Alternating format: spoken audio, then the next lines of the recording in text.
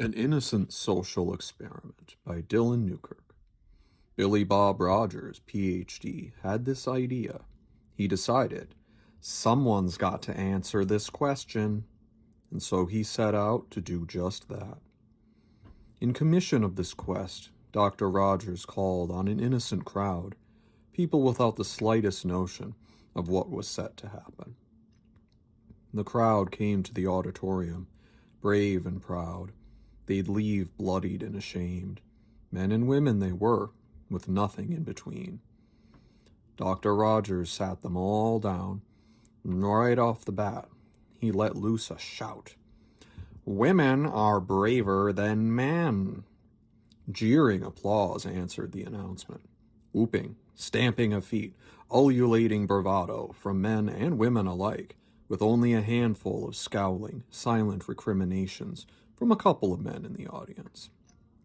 Nodding sagely, having fully expected this predictable response, Dr. Rogers waited for another minute for the ecstasy to die down, then he howled out the counterpoint. "Men are braver than women." Gasps, unbelieving rage greeted that assessment. Bellowed death threats came pouring down at him from the tiered seats. Someone, a man by the sound of it, vomited in horror. This too only elicited a satisfied response from the sanguine Dr. Rogers. He took some notes and proceeded to interview an irate group baying for his blood. The good doctor strode to meet them, and being a courteous and refined specimen of his profession, promptly did them the honor of undoing the top 2 buttons of his shirt. The angry women and men didn't seem to appreciate the gesture, but pearls before swine, thought Dr. Rogers. My good people, whatsoever is the problem? They implored to him to explain why he would say such a sexist thing. Whysoever, dear doctor? Oh, but you misunderstand me. I was simply saying that... The crowd would have none of it, and gibbered out some irate half-arguments in staccato reply. Dr. Rogers nodded, using his expertise in the subtleties of body language to bring down their boiling outrage to a nice, easy simmer. He calmed them with his hands, and he soothed them with his eyebrows.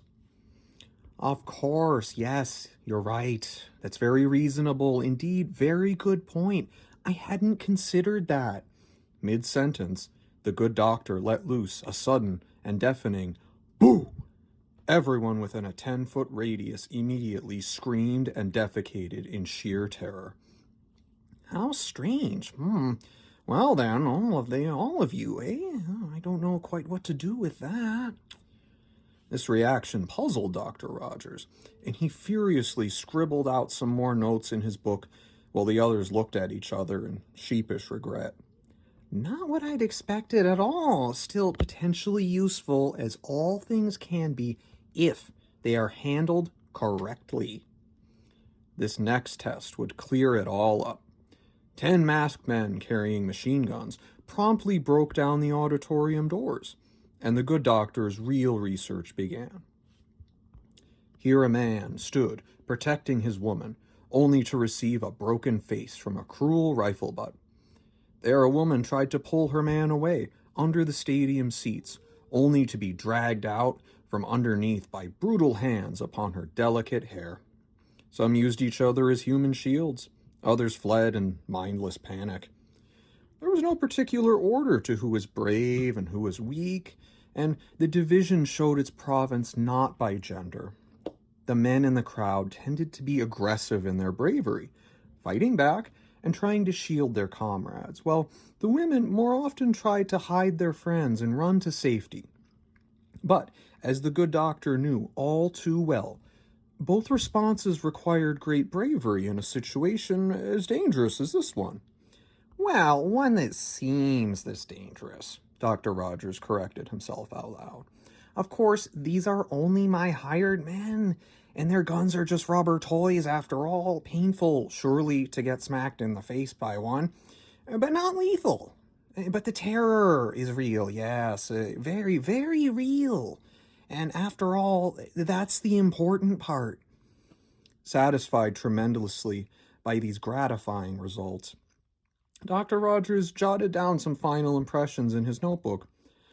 Judging the experiment concluded, Dr. Rogers fished out the rape whistle that he always kept buried down deep under his bulletproof vest, close to his heart, and he gave it a nice, stiff blast.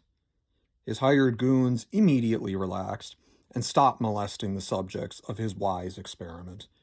Without a second's hesitation, or a single glance back at the wounded and weeping crowd, the good doctor quickly walked away towards the stage exit. He muttered happily to himself as he departed, though it couldn't be heard by anyone he'd left behind. Good, good, just as I'd predicted. Different, but also all the same. This proves what I've been saying all along.